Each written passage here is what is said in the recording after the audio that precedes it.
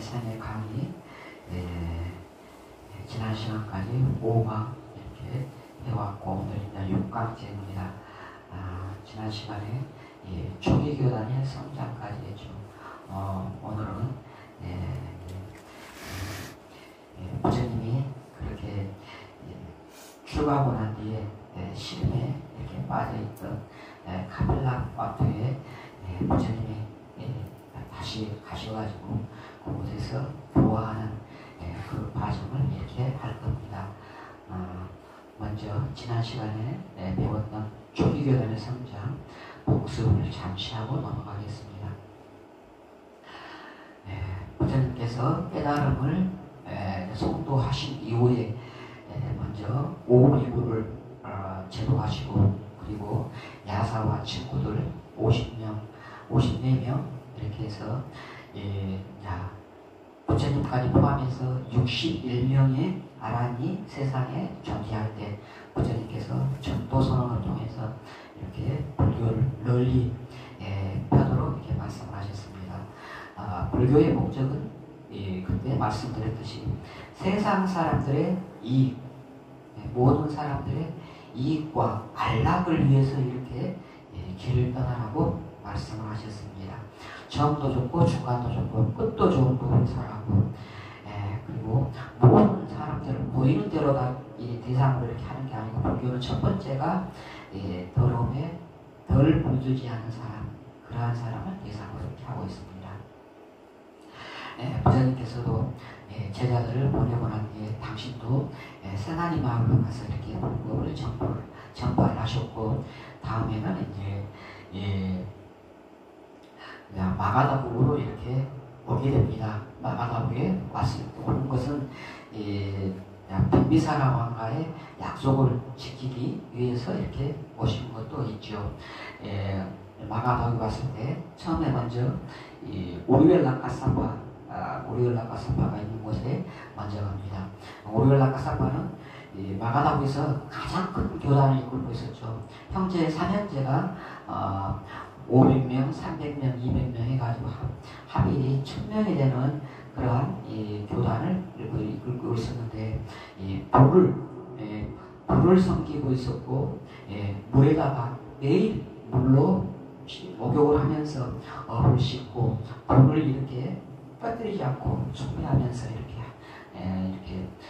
했던 이제 그런 사당에다가 그렇게 섬겼죠. 세계의 불을.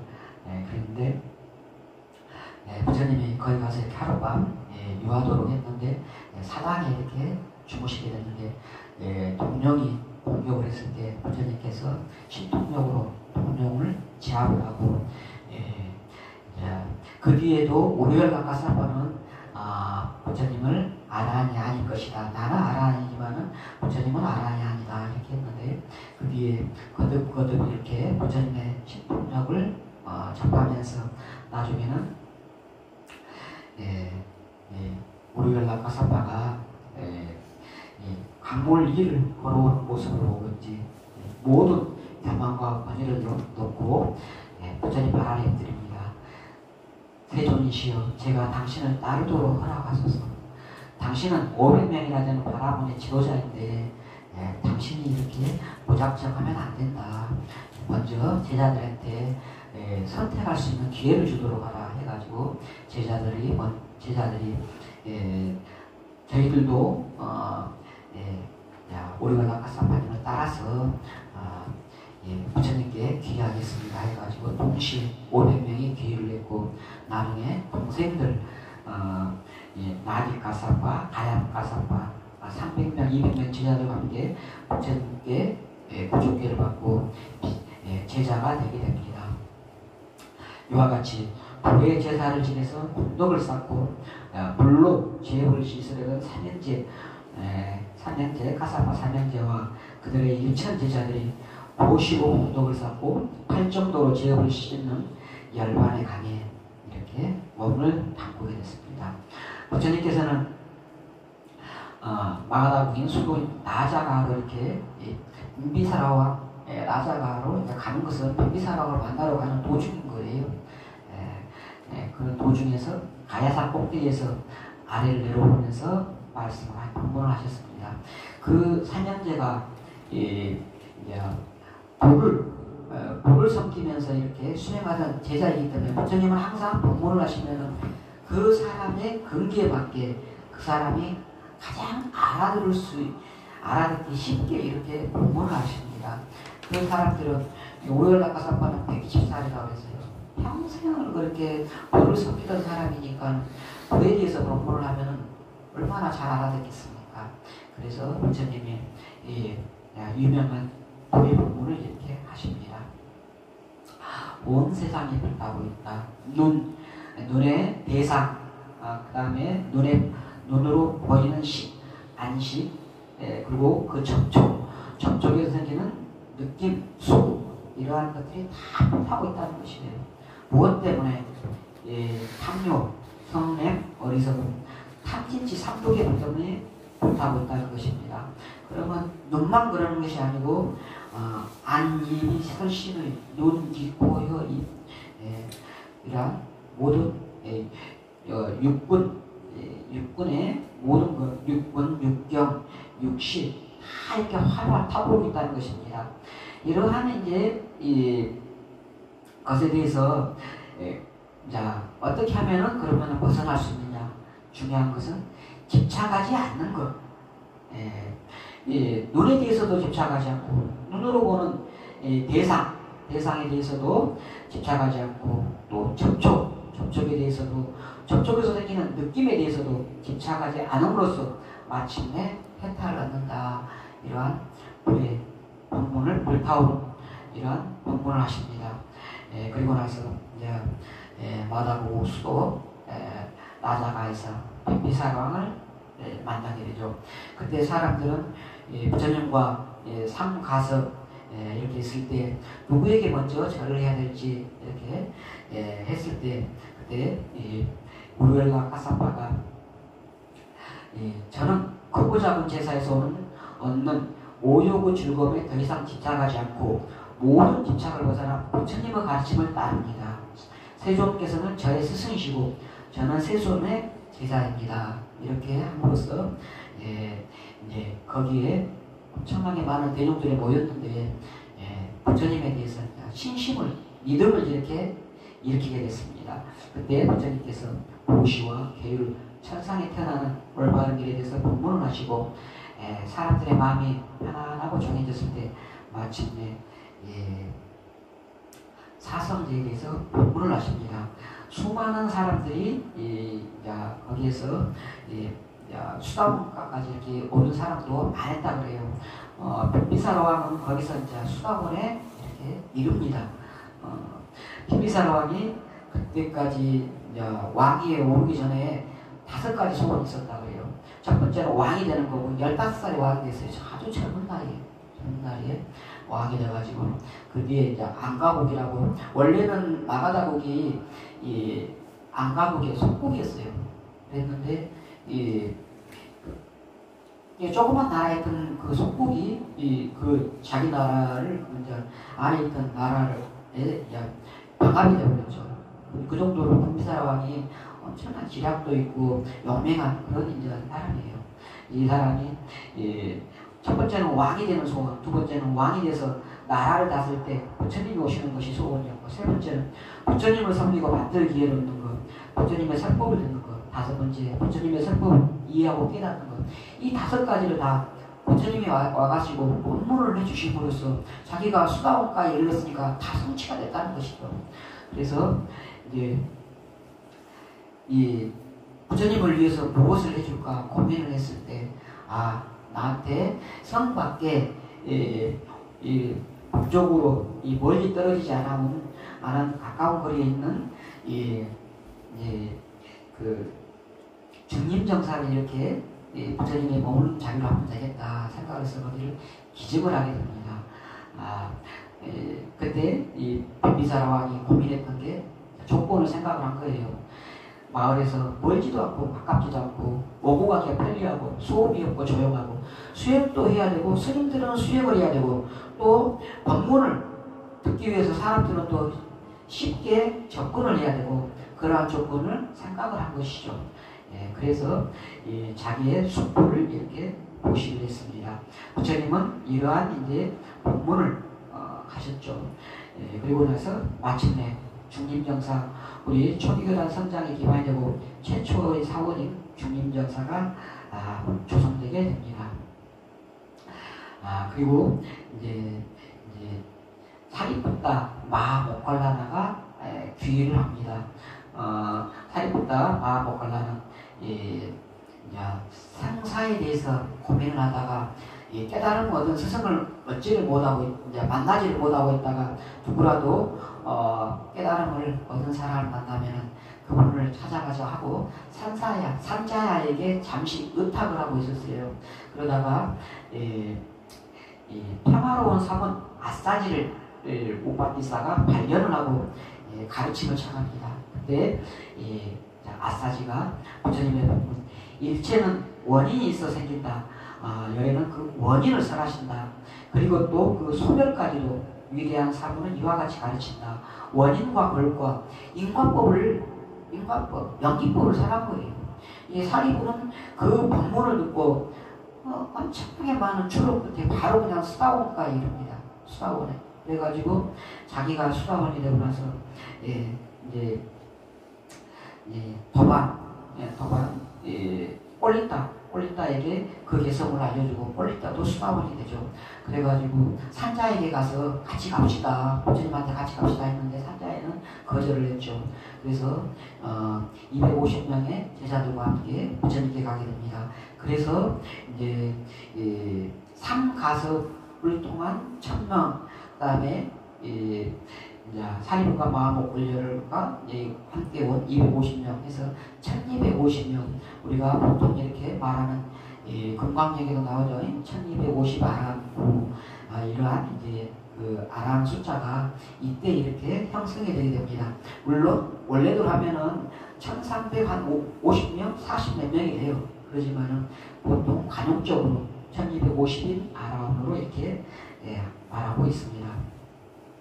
부처님께서는 두 제자가 찾아오고 있는 것을 보고는 훌륭한 두 제자가 찾아오고 있다고 이렇게 말을 하죠.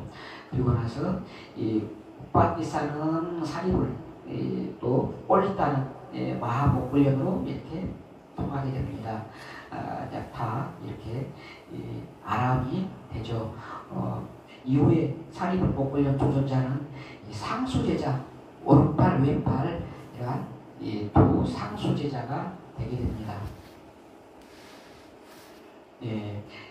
1250명 비구사카가 탄생을 했고, 그러면서 수많은 나자가의 상류층 제자들이 줄지어 부처님께 귀의하고, 마가다의 수많은 지도자들, 선화단다, 안가국에 쓰였던 짬바를 영지로 하사받은 그런 얼마나 그 훌륭한 사람이었으면은 그 짬바는 굉장히 우리나라의 당시에 그러면 서울이라고 보면 돼요. 그 정도의 그런 것을 이렇게 영지로 받은 사람이에요. 그런 사람이 부처님께 기획했어요. 또 바라본 쿠타나나도 어느 지역을 이렇게 영지로 받은 사람이었는데 그런 사람 또 많은 이렇게 이런 사람들이 다 부처님께 제자가 되거나 또 출가 제자 또는 제가 신자가 돼서 이렇게 부처님의 제가 되니까는 당시에 바라본들한테는 큰 충격이 된 겁니다. 출가하고 귀하는 사람들이 많아지면서 비난하고 원망하고 또 원성, 시기, 진부 이런 것까지 많아지죠. 자식을 잃고 남편을 잃고 하인을 잃는 사람들이 이제 거기에 합세를 하게 된 거예요. 그랬을 때 걸식을 하려고 탁발에 걸식을 하려고 가면은 이렇게 마가다부의 수도 라자거의 시골들이 사모니 한 명이 나타나더니 산자의 제자를 모조리 뺏어갔대요. 다음은 누구를 뺏어갈 것일까 이렇게 막 이렇게 사람들이 했어요. 부처님이 그런 소문은 오래가야 7일을 넘지 않을 것이다. 그런 이야기를 하면은 세상의 빛 영웅이신 부처님 그분께서 법으로 바른 법으로 이렇게 인도를 하는데 지혜로운 사람이면은 걱정할 것이 뭐가 있냐 그러한 말을 이렇게 하도록 이렇게 말을 했습니다. 과연 7일이 지나니까 그러한 이 시기 질투하는 그런 소문들은 다 사라졌죠. 도리어 부처님에 대한 이제 부처님과 제자들의 지혜와 덕을 칭송하는 소리가 더 높아졌습니다. 빈비사라 왕을 비롯해서 나자가의 우바세들, 남자 제가 신주도 있죠. 우바세들이 성가의 지원을 아끼지 않고, 또 이제 이 사람들은 다 저기 그때 바라문교, 또 니건타교, 거기에 이렇게 제자들이었던 사람들이 불법을 알고 나서부터는 불법에 대해서 이렇게 이 후원을 한 것뿐만이 아니고 바람막이가 돼준 거예요. 그러면서 이제 크게 융성하는데 큰 역할을 하게 됐죠. 또 시기질투는 성과 외부뿐만이 아니죠. 부처님께서는 사리불과 목걸려는 상수제자로 하고 나서는 이게 아직 깨달음을 얻은 사람들은 불법뿐만이 없어요. 근데 이제 깨달음을 얻지 못한 그러한 사람들은 순서대로 하는 게 불법인데 왜 이제 인자 갓 들어온 사람들을 이렇게 상수제자로 하느냐, 이렇게 불법불만이 많았죠. 그때 부처님께서는 이제 한량없는 세월을 정진한 이 사리불과 목불전 존자의 전생 이야기를 들려주면서 그들을 신뢰하고 따르도록 독려를 했습니다. 이 두 존자는 늘 현명하고 현명하게 처신을 했죠. 항상 자신을 진리의 길로 인도한 아싸지가 자기한테 그런 좋은 법문을 해줬기 때문에 내가 부처님을 만나겠다. 그래서 아싸지를 그렇게 항상 존경을 했어요. 그래서 머리를 항상 아싸지 존자가 어디에 있느냐 그쪽으로 항상 머리를 두고 눕고 그랬었어요. 사리부 존자가 또 마음 못 걸려는 항상 자신의 이익을 앞세운 게 아니고 대중을 통솔하는 사람은 그게 돼야 되는 거예요. 개인적인 내 이익이 아니고 항상 대중의 이익을 항상 먼저 생각을 했던 것이죠. 그래서 점점 그런 이제 불평불만이 사라지게 됐고, 부처님은 새로 출가한 제자들이 이렇게 있으면은 항상 이 사리불과 목불령을 생모, 양모같이 이렇게 잘 따르면은 너희들에게 큰 이익과 안락이 있을 것이다. 이렇게 항상 말씀을 하셨습니다. 그게 이제 또 마하가사파, 대가섭존자라고도 하죠. 마하가섭존자. 이 마하가섭존자를 부처님은 특별하게 먼저 길에 나가서 이렇게 자정하고 계시다가 가섭존자를 만나가지고 8일 동안 특별하게 누구에게도 말하지 않고 가서 이렇게 만나서 행방을 알리지 않고 8일 동안 이렇게 가섭존자와 단둘이서만 1대1로 법문을 하시고 그러시면서 마침내 8일째에 아라한이 됐을 때 두 분이 이렇게 오시면서 가섭존자가 부처님께 자신 있고 있던 가사를 바닥에 먼저 깔아드렸을 때 안고 나서 가사를 만지면서 참 부드럽고 좋구나 했을 때 가섭존자가 그 가사를 이렇게 모시를 하죠. 그래서 서로 이제 부처님이 입고 있던 가사와 분수기로 만든 가사죠. 그 가사와 가섭의 가사를 서로 맞바꿔 이렇게 입게 되는데, 이것은 우리 이제 선문 우리 성가에서는 중요한 걸로 이렇게 가사를 특별한 제자한테 가사와 밥으로 전승하는 걸로 이렇게 우리 성불교에서는 이렇게 인식을 하거든요. 그렇기 때문에 중요하게 그 사건을 보고 있습니다. 처음에 이제 제자들이 이렇게 할 때는 부처님은 A 빅구, 오라 빅구요 하면은 자동으로 그냥 이렇게 다 출가자들이 그냥 50년 수행한 빅구의 모습으로 바뀌면서 싹발이가 되면서 이렇게 하고 다 이렇게 됐는데, 나중에 점점 빅구들이 출가자들이 많아지면서 여러 가지 문제들이 생기게 됩니다. 문제들이 생기게 되면 나중에는 이제 처음에는 오라 비구요 A 빅구로서 이렇게 비구가 됐고, 나중에는 이 거룩한 부처님께 기여합니다. 거룩한 법에 기여합니다. 거룩한 승가에 기여합니다. 이렇게 일반 제가자들은 이렇게 3기만 했고, 그 다음에 이 앞에 말씀드렸죠. 3기 이후에 거룩한 세존의 제자가 되기를 바랍니다. 청원합니다. 이렇게 이제 그 문구가 더 들어가죠. 3번 이렇게 하는 것이 이렇게 있었습니다. 그러면서 부처님의 제자가 됐었는데, 그랬는데 나중에 승가의 규모가 커지면서 점점 승가 내부에서 새로운 문제가 생기게 됐습니다. 그래서 점점 이제 문제가 생기게 되니까는 승가의 이교와 질서를 유지하고, 당신의 부처님의 모든 이제 막 수천 명, 수만 명 이렇게 되는데 다 혼자서 통제할 수 있는가요? 안 되잖아요. 그래서 점점 입단 절차를 제도화하게 됩니다. 우리 불교는 출가의 조건이나 출가 후 생활에 대해서 원래 차별을 인정하지 않습니다. 같은 복장에 같은 규율을 지키며 생활하고 지금도 그렇게 하고 있잖아요. 네. 성가 안에서 위계와 질서의 기준은 구족계를 받은 순서입니다. 지금도 그래요. 이게 우리 불교는 지금까지도 수천 년이 지나지만 그대로 하고 있어요. 구족계가 제도로서 확립되자 그에 따른 세부 규정들도 보완이 되고 지켜야 할 개의 조목이 또한 끊임없이 정비가 됩니다. 나이가 20살이 안 된 젊은 이제 청소년들이 와가지고는 이제 수십 명의 청소년들이 와서 춥고 배고프고 막 그런다고 하면서 막 앞대나만 먹으려고 막 이렇게 하고 춥다고 막 떨고 그러니까는 사기제도를 만들게 됩니다. 우리 불교는 문제가 있으면은 수범수제다 그래서 문제가 있으면은 그 문제에 따라서 법을 제정을 합니다. 계율을 만듭니다. 이것은 오늘날도 마찬가지예요. 오늘날에도 법을 만들 때 뭐 문제가 없는데 무조건 막 법을 막 이렇게 만들어 놓고 자, 이 법이 이제 다 완성이 됐다. 더 이상 이제 이것만 지키라 그런 그런 법률이 있는가요? 그렇지 않잖아요.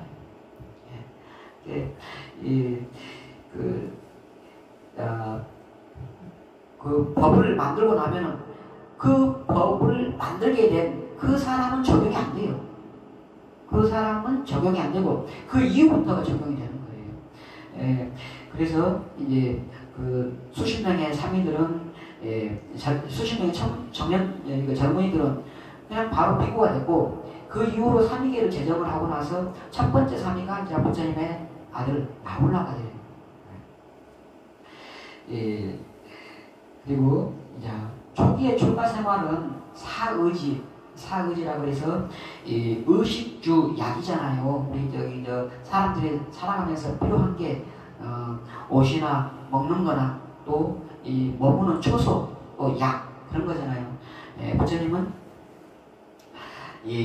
원래 출가자들은 옷은 삼의 승가리 을타라서 안타이라 그래서 이러한 삼의 가사로서 이렇게 만족을 하고 그 다음에 먹는 것은 탁발 바로 하나의 탁발로서만 이렇게 만족을 하고 그 다음에 머무는 것은 원래 이제 나무 밑에나 동굴 그런 데서 이렇게 수령을 했습니다.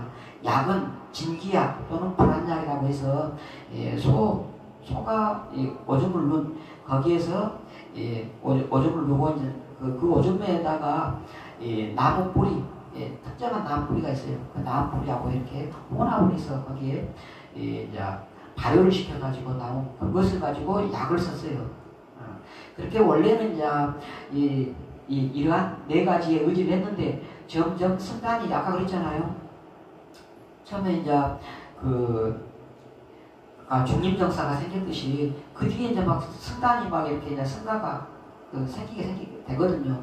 그러면서 이제 주 그런 것도 바뀌게 되고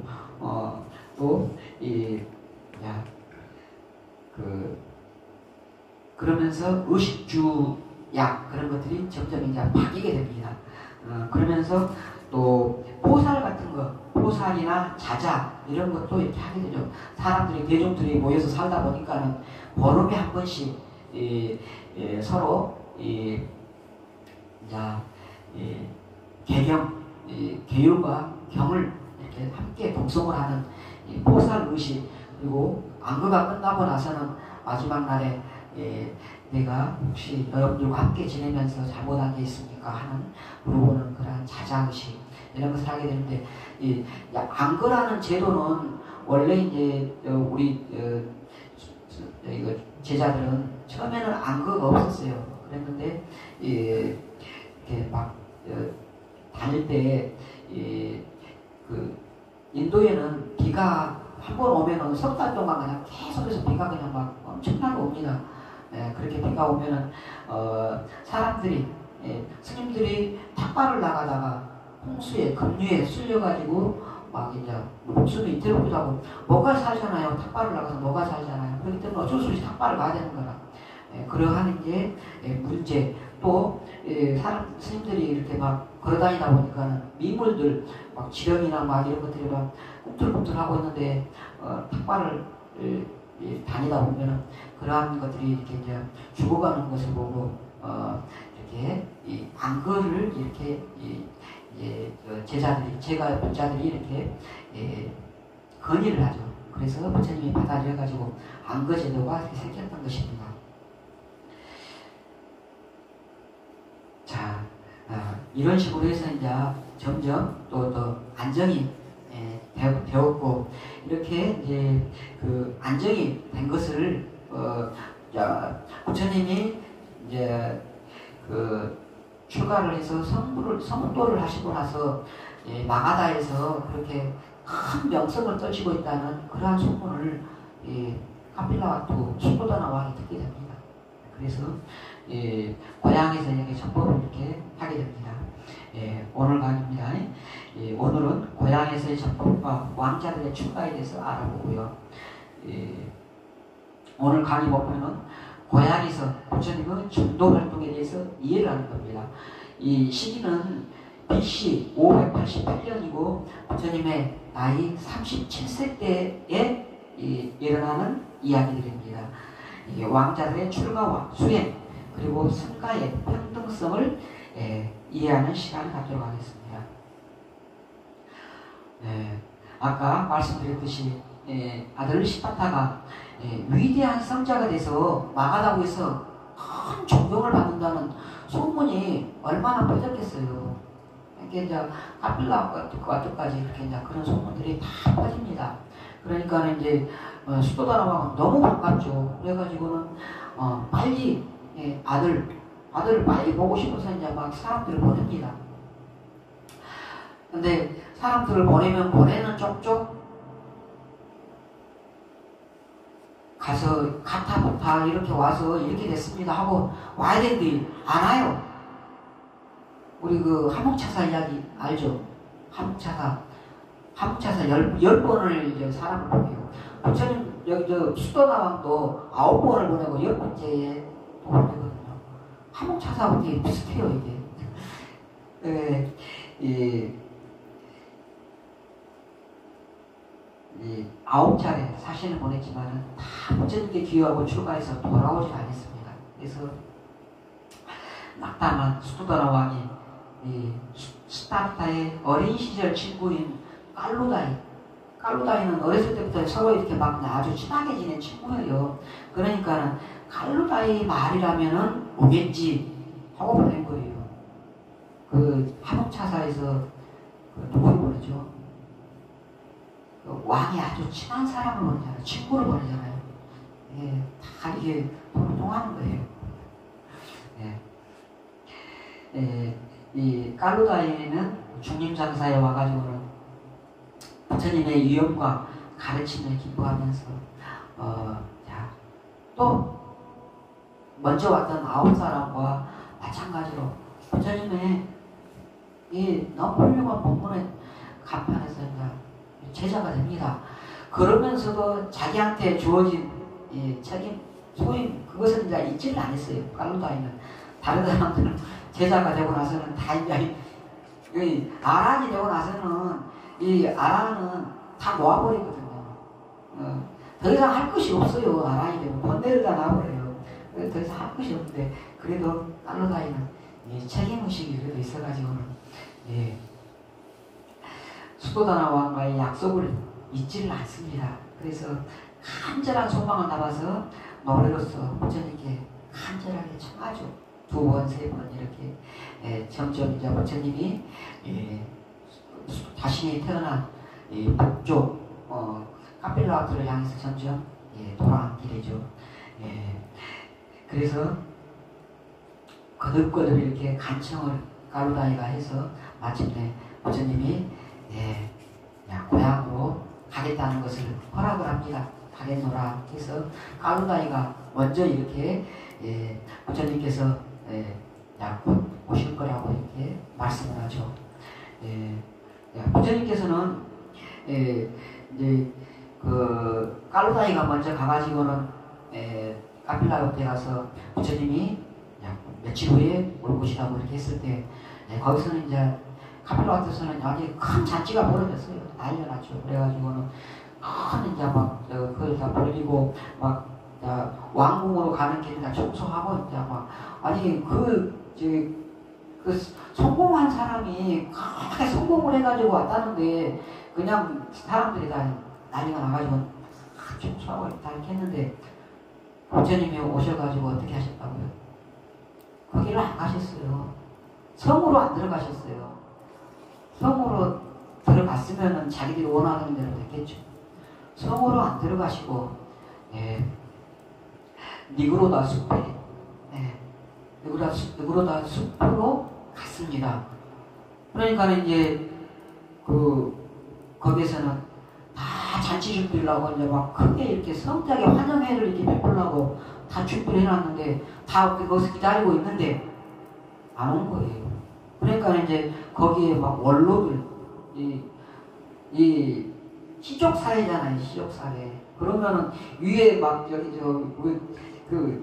뭐 고모 친척 막 여기 고수 여기 족보 따지면은 위에 얼마나 사람들이 많이 있었겠어요. 그 사람들이 이제 아니 건방지게 왜 안 와? 우리가 이렇게 기다리고 있는데 안 와? 그런 식으로 되는 거죠. 그러다가 이제 우리들한테 감히 이제 여기 거기까지 오라고 왜 하면서 이제 거기까지 또 갔어요. 이제 또. 그리고 거기 이제 숲에까지 니고르다 숲에까지 갔는데 아니 이렇게 자기들이 가면은 환영해주고 아이고 이렇게 오셨습니까? 해야 되는데 아이 번체도 안 하고 그냥 다 간절히만 하는 거예요. 그러니까 이제 이 위에 원로들 그 사람들이 이제 여기 올 자리 못 올 자리 왔다고 하면서 자리를 후루룩 털고 이제 일어나려고 막 하고 그랬죠. 그냥 가려고 하고 그랬죠. 그때 이제 수도다나 왕이 와가지고 아니 보니까는 참 기도 안 차요. 그렇게 성공을 해가지고 이렇게 했다는 아들이 왔는데 영락 없는 거지의 행색이고 같이 온 사람들이 또 1250명 이렇게 제자들 이끌고 이렇게 왔는데 다 훌륭한 사람들 다 이끌고 제자들로 했다는데 60일 동안 60일에 걸쳐가지고 이렇게 왔어요. 그 60일에 걸쳐가지고 오면은 행색이 어떻겠어요? 영락 없는 거지 모양이죠. 그러니까는 이제 그런 모습을 보고 기도 안 차는데 그래도 이제 부처님을 아들 보면서 점점 가까이 이렇게 갑니다. 가까이 가면 갈수록 마음이 열리는 것을 자기도 모르게 막 느꼈어요. 그래가지고 수도다나 왕이 부처님께 가서 이렇게 예경을 올립니다. 그러면서 내가 처음에 너가 태어났을 때 태어나고 이렇게 장차 전륜소망이 될 것이라는 그러한 말을 했을 때 예언을 들었을 때 내가 처음으로 아들이 너에게 예경을 올렸고 두 발에 이렇게 아들이 너의 두 발에 이렇게 절을 했고 다음에 너가 잠보나무 아래서 이렇게 산정에 들었을 때 그때에 또 이렇게 너무 고요한 모습에 예를 올리고 그랬는데 오늘 내가 이렇게 세 번째로 예를 올린다 이렇게 하면서 예를 올렸어요. 왕이 한 나라의 왕이 이렇게 부처님한테 예를 올리는데 다른 사람들 안 하는 사람이 누가 있겠어요? 다 그냥 원로들이고 누구고 전부 다 부처님께 예를 다 이제 올렸죠. 그리고 부처님에 대해서 이제 마음이 부처님에 대해서 반감, 안 좋게 생각하는 그러한 마음들이 점점 바뀌어가지고 이렇게 부처님에 대해서 마음을 열게 됐을 때 그때 부처님이 법문을 하십니다. 그 법문을 도시에 대한 이야기, 지계에 대한 이야기, 그런 이야기를 이렇게 하셔요. 그렇게 했을 때 모두가 다 정말 너무 기뻐하고 이렇게 그렇게 되죠. 그렇게 하면서 이제 다 그냥 갔어요. 다음날 와서 밥을 드십시오라거나 그런 말을 안 하고 다 이제 정말 법에 기뻐하면서 이렇게 가게 됩니다. 그리고 그 다음날이 됐을 때 누구도 그 다음날까지도 아직까지도 누구도 여기에 와서 어디에 와서 공양을 드십시오. 공양청이라 그러거든요. 공양청.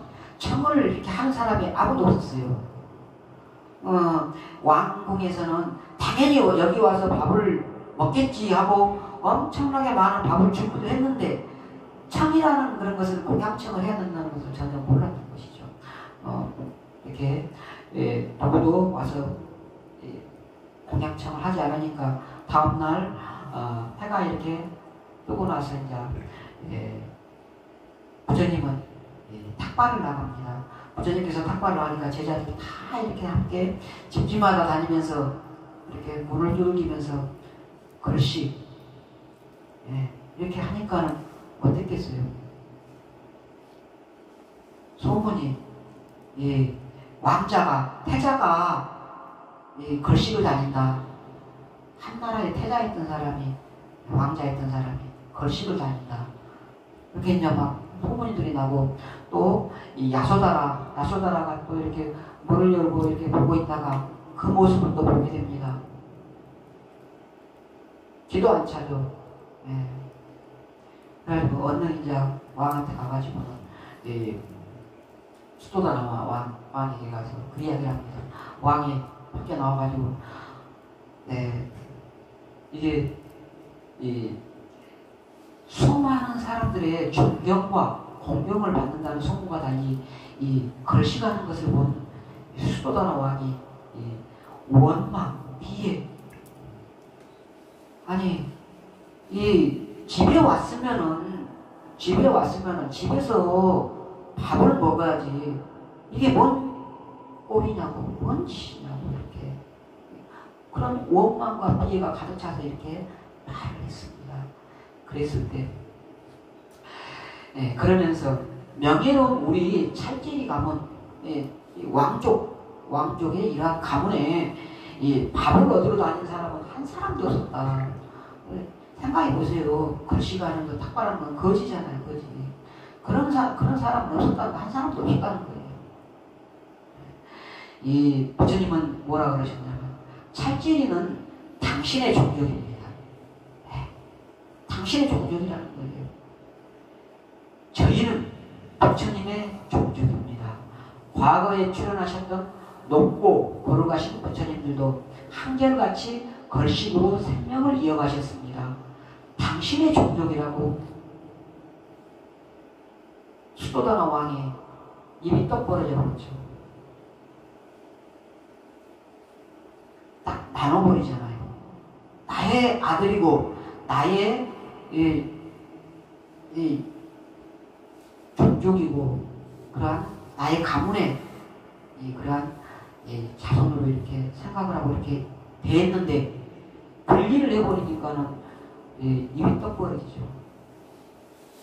예. 그랬을 때 이제 부처님이 법문을 이렇게 하십니다.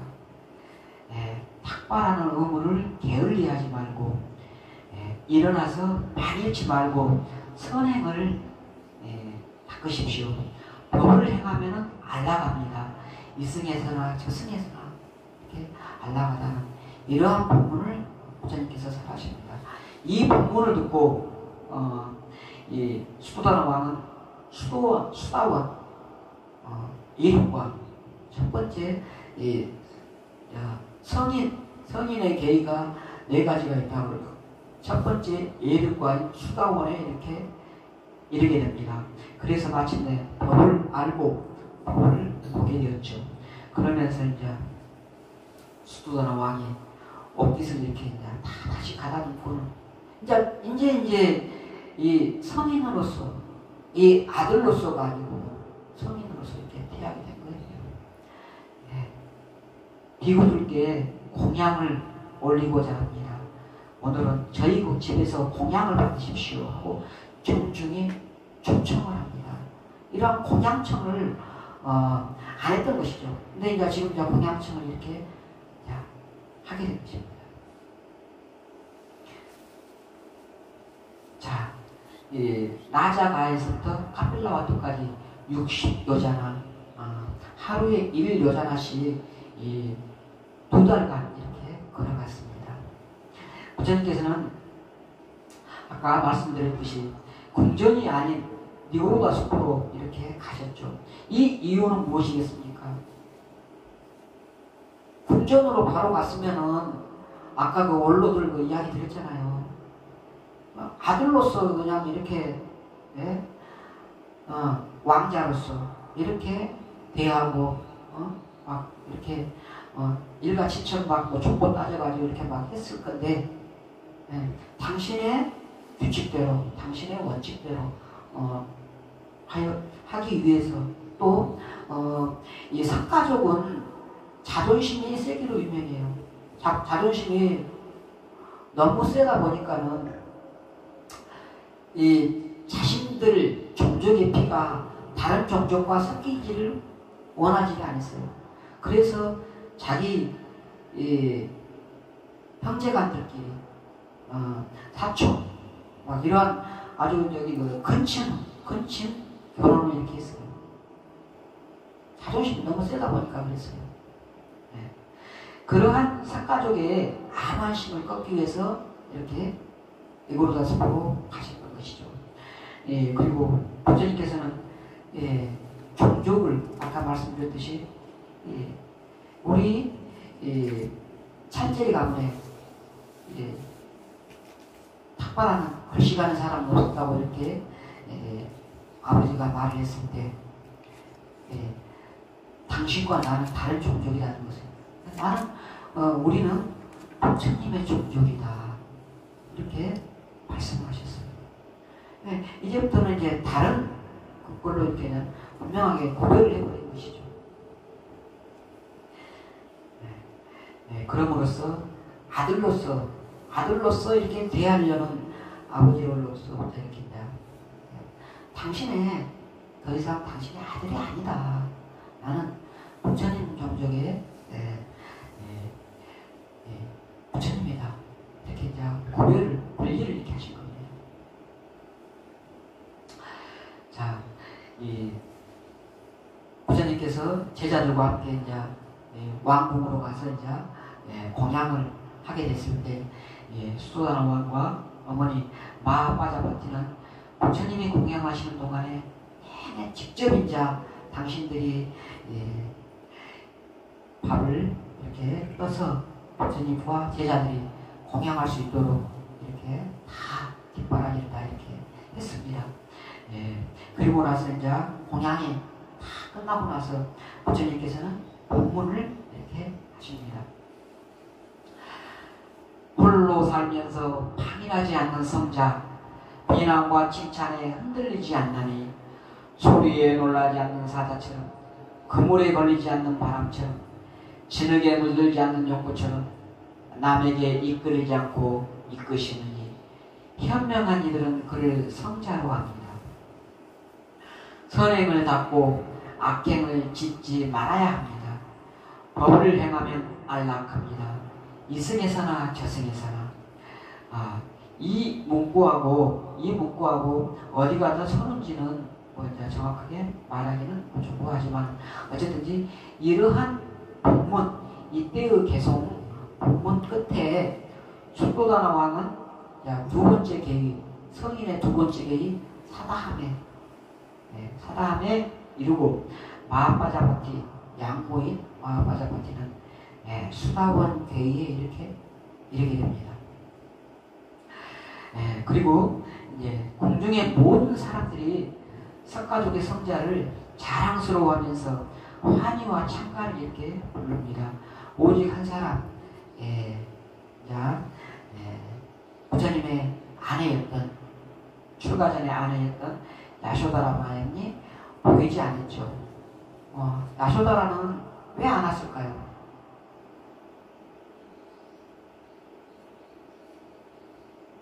야쇼다라의 마음, 당신이 나를 버리고 갔는데 떠난 당신이 와야지 내가 가야 됩니까? 그럼 당신이 와야 된다는 거예요.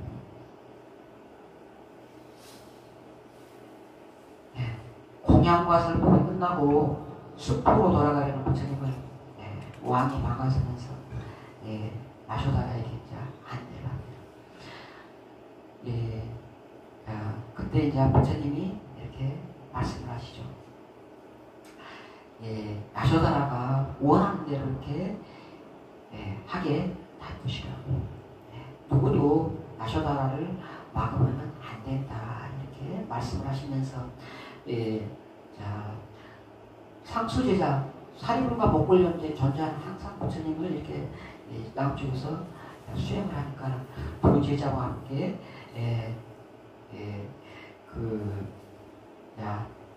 야쇼다라가 있는 침구 앞에까지, 문 앞에까지 이렇게 같이 가고, 그리고 방 안에 들어갈 때는 두 제자를 물리치고 혼자 침상 가까이 한 놓인 자리에까지 이렇게 가게 됩니다. 이 야쇼다라는 연꽃 같은 부처님의 두 발에 얼굴을 묻고 두 발이 저토록 하염없이 눈물만 하염없이 울기만 했습니다. 그때의 야쇼다라의 마음은 어땠을까요?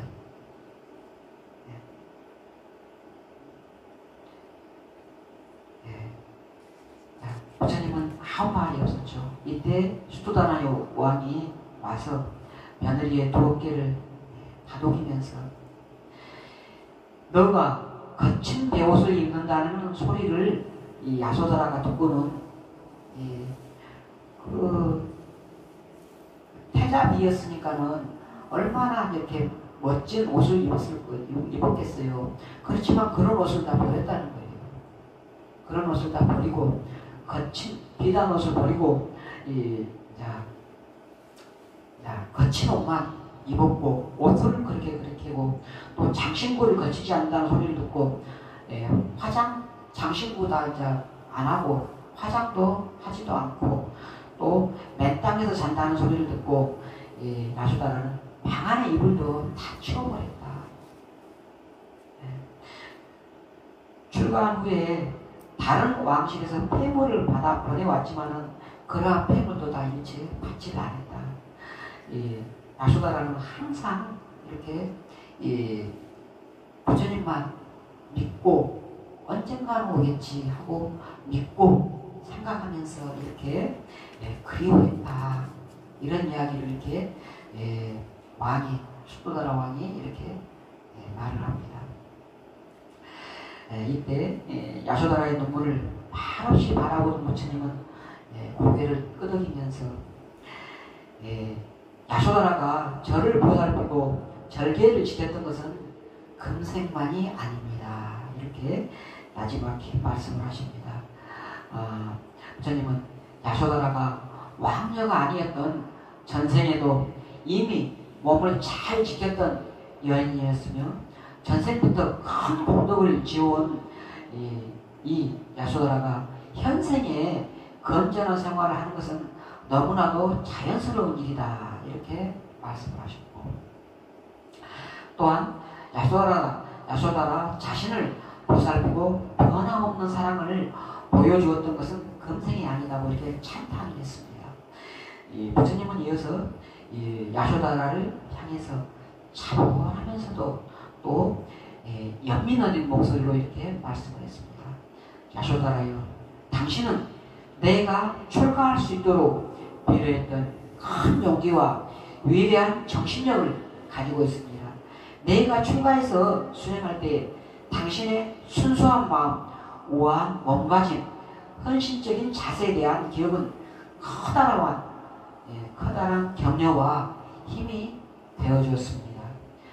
야소다라여, 그런 용기와 그러한 정신력으로 이제 당신은 지나간 과거에 마음 아파하거나 또는 오지 않는 미래의 환상, 언젠가는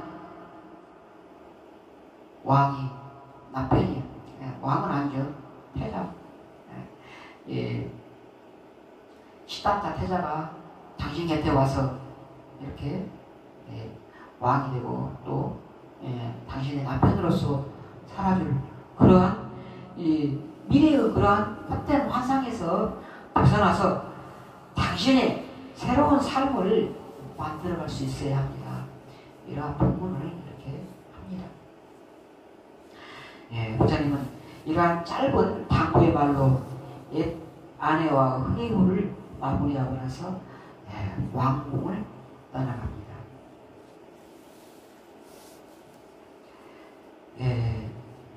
자, 부처님의 마음을 이제 수도다나 왕은 알게 됐잖아요. 사실은 수도다나 왕은 아들이 오면은 왕위를 계승해서 전륜성왕이 되리라는 그러한 믿음이, 그러한 욕심이 그때까지도 계속 있었던 거예요. 그래서 왕위를 이렇게 누구에게도 안 넘기고 계속해서 이렇게 있었는데, 이제 부처님이 와가지고 종족이 다르다고까지 이렇게 이야기를 하고 그런 이야기를 들으니까 마침내 배다른 동생 난다는 마하파자 수도다나 왕과 마하파자파티하고의 사이에서 난 배다른 이복 동생이 됩니다. 이 난다에게 왕위를 계승하기로 이렇게 마음을 받게 되죠. 사흘째 되는 날, 부처님께서 카필라와투에 오고 사흘째 되는 날, 이복 동생인 난다 왕자를 패자로 지키기로 합니다. 그래서 난다 왕자의 부발을 풀고 이마에 황패자의 명분이 새겨진 머리띠를 두르는 의식, 또 궁전을 또 이제 태자가 되니까는 이제 왕이 될 사람이니까 궁전도 줘야 되잖아요. 궁전 하사식, 또 결혼식, 난다와 잔압바다 깔라니. 잔압바다 깔라니란 말은 이 뜻은 뭐냐면은 그 나라에서 최고 이쁜 미녀라는 뜻이에요. 또 우리 한글로는 우리 이제 중국에서 손다리라고 이제 번역이 되어 있죠. 이 결혼식, 또 흰 일상을 세우는 이러한 의식을 여러 의식을 한꺼번에 다 이렇게 사흘째 되는 날 이렇게 열었습니다. 이러한 난다고 잔압바다 깔라니하고 이 결혼식장에 결혼식이 열리고 있는 그 식장에 배옷을 입은 부처님이 발을 들고 이렇게 찾아옵니다. 그때 난다의 마음은 어떻겠어요? 존경하는 마음이야.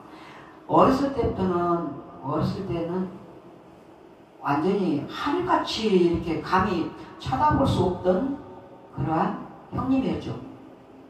감히 누구하고 비교도 할 수 없이 정말 너무나도 존경하고 참 쳐다볼 수 없는 그러한 형님이었는데 거지의 모양으로 거지 행색으로 이렇게 배옷을 입고 거친 배옷을 입고 바로 하나 들고 와가지고는 이렇게 더더군다나 자기 결혼식장에 와가지고 바로를 내니까는 어떻겠어요? 심정이 난다의 심정이. 네. 원망스러운 마음, 수치스러운 마음. 네. 형님이 거지의 모양으로 와가지고 밥을 달라고 이렇게 하고 있는 그러한 것에 대해서 원망과 수치스러운 마음으로 막 밥을 막 그냥 밥을 막 던지듯이 막 담았어요. 반찬이고 그리고 막 그냥 막 담아가지고 들으려고 보니까는 부처님이 안 계시네.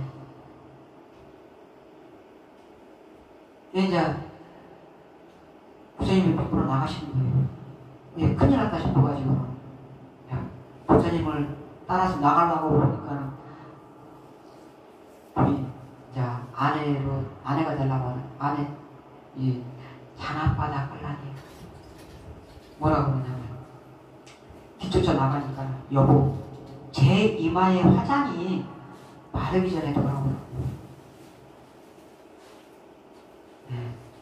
이 걱정스러운 이 아내의 목소리, 예, 남편을 잃을지도 모른다는 그런 걱정 속에서 빨리 오라고, 예, 이마에 화장이 마르기 전에 빨리 오라고 하는 이 말을 들으면서 예, 남자가 이제 발을 두고 부처님을 이렇게 막 쫓아갔어요. 예, 부처님은 예, 이제 이 난다는 어쩌겠어요. 이 아내가 된 잔앞바다가 순다리인가? 그 목소리가 화살처럼 이렇게 날아와서 심장에 꽂혀가지고는 이제 막 예, 부처님을 뒤따라갔는데 부처님은 걸음을 멈추지도 돌아보지도 한마디 말도 하지 않고 그냥 막 가는 거예요. 예, 초라한 사문이 되어버린 옛 태자. 그리고 뒤를 따르는 새로운 태자 지기식이 이렇게 이제 했잖아요. 궁정하사시까지 다 하고. 네. 그래가지고는 이렇게 가고 있는 모습을 이 백성들이 이게 뭔 일인가 하고 이렇게 다 이제 막 쳐다보는 거예요. 근데 부처님은 바로 이걸로 숲으로 안 가고 막 성을 다 돌면서 이렇게 이제 갔어요. 성을 다 돌면서 마치 이렇게 숲으로 이제 갔는데 숲으로 들어갈 때도 제자들한테도 이것은 이 부처님의 바로입니다 하면서 주는데도 누구도 안 받아요. 감히 누가 받을 수가 있어요. 부처님의 바로를 받을 수가 없죠. 아무도 안 받죠. 그러니까 이제 결국은 부처님이 계시는 그 안에까지 이렇게 들어가게 됐습니다. 예. 가는 도중에 이제 난다는 처음에 난다의 마음은 이 원망스러운 마음, 수치스러운 마음, 그러한 마음으로 이렇게 바위에 밥을 담았었고, 그 다음에 쫓아가면서도 부처님을 쫓아가면서는 빨리 왕궁으로 돌아가야 되는데, 왕궁의 결혼식장에 아내가 기다리고 있잖아요. 빨리 결혼식장으로 가야 되는데 하는 마음에 이렇게 이제 가고, 또 이 보고 있는 사람들한테 수치스러운 마음도 들고 그러면서 가는데 점점 이제 시간이 지나면서 난다의 마음이 이 원망과 수치스러움, 부끄러움, 그러한 마음에서 점점 부처님에 대한 자랑스러운 마음, 그러한 마음으로 점점 이렇게 바뀝니다. 그렇게 점점 이제 난다 스스로가 마음이 바뀌어요. 그래가지고는 사람들한테 속으로 이렇게 이제 말하는 거예요. 속으로 보라, 자랑스러운 나의 형님을 이처럼 당당한 눈빛과 걸음걸이를 그대로 본 적이 있는가, 이렇게 난다가 속으로 이렇게 마음이 바뀌어가지고 이렇게 생각을 하게 됩니다. 이 카필라 거리를 구석구석 누비시는 부처님을 따르는 난다의 마음에 더 이상 이제 원망이나 수치심, 이러한 것은 사라지게 되죠. 석양이 물들 무렵에 부처님께서는 느고르가 숲에 이렇게 당도를 하십니다. 그래서 난다는 발을 들고 부처님 앞으로 나아가죠. 그리고 나서는 이제 부처님께 발을 누리면서, 부처님, 잠시 제가 어리석었습니다. 지금 전 세상에 그 누구보다 형님이 자랑스럽습니다. 처음에 부처님이 와가지고 바루를 난다에게 줬을 때, 그때의 난다의 마음은 원망스러운 마음, 수치스러운 마음, 부끄러운 마음, 그런 마음으로만 가득 차서 이렇게 바루에다가 음식을 던지듯이 이렇게 막 그냥 막 넣었는데, 지금은 너무나도 자랑스러운 마음으로 바뀌었다는 것이에요. 그래서 부처님의 모든 탐욕을 떨쳐버린 삶은 당당하단다. 모든 분노와 원망을 떨쳐버린 삶은 아주 안온하고 평안하단다. 이러한 본문을 이렇게 하십니다. 그리고 난다에게 출가의 공덕과 과보를 차근차근 이렇게 설명을 하십니다. 여기 이 사진은 이제 그리고 나서 부처님은 난다에게 너도 비구가 출가의 공덕과 과보를 설명을 하고 나서 너도 비구가 될 수 있겠느냐 이렇게 말을 하죠. 난다는 원래는 여기 저 아내가 생각이 나서 아니요라고 원래 말하려고 했는데 자기도 모르게 이 말이 그냥 나왔다고 해요. 그냥 나왔다고. 네, 할 수 있습니다. 마음속에는 자기는 아니요라고 하려고 했는데 이 말이 나왔다는 것이죠.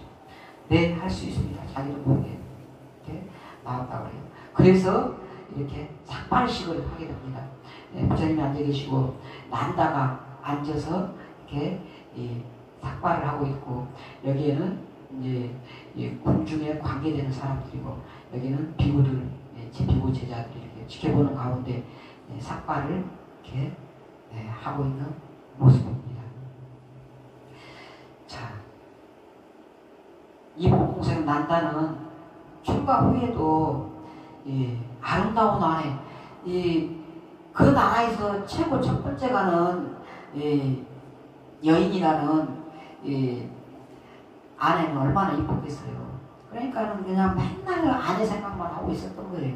출가하고 난 뒤에도 맨날 아내 생각만 해요.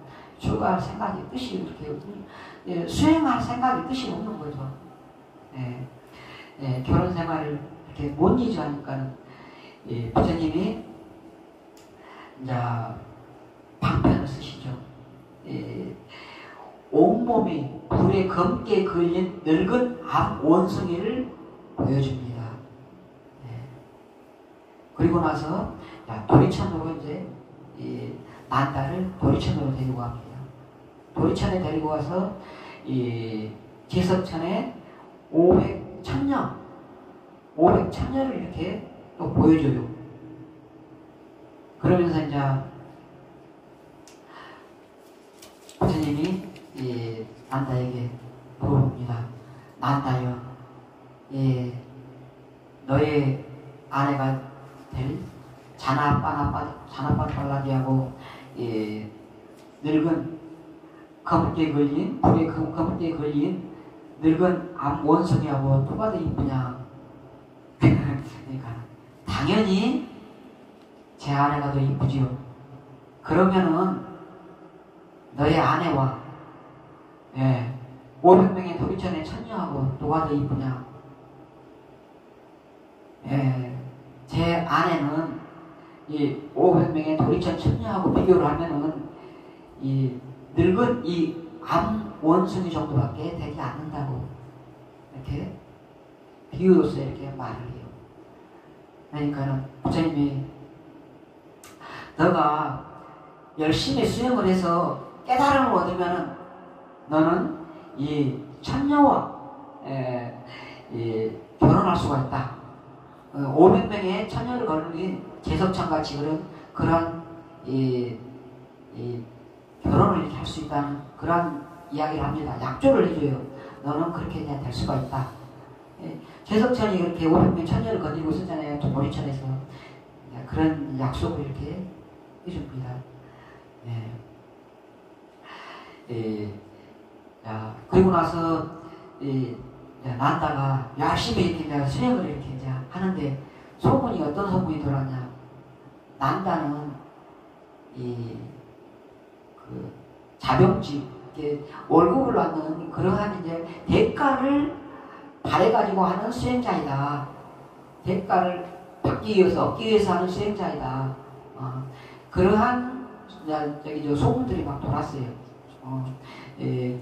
천녀들과 결혼하기 위해서 이렇게 수행하는 사람이다 하는 소문들이 막 돌게 됐죠. 그런 소문들이 되니까 이제 저기 남자는 얼마나 부끄러웠겠어요. 더 열심히 전진해가지고 마침내 아란이 됩니다. 그리고 나서는 저는 더 이상 그런 약조가 더 이상의 그런 약조가 필요가 없습니다. 이렇게 말을 했죠. 자, 그리고 부처님이 카필라에 오신 지 일주일째 되는 날에 공양을 마치고 왕궁을 나서는 부처님 앞에 한 소년이 나타나서 부처님의 가시자락을 붙잡고 말합니다.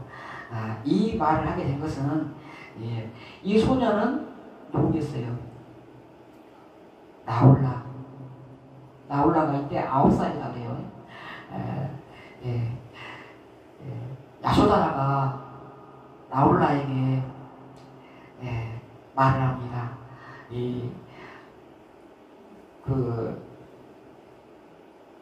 부처님이 너희 아버지가 태어났을 때 보물이 있었다고 한다. 그 보물이 어디 있는지 아무도 모른다.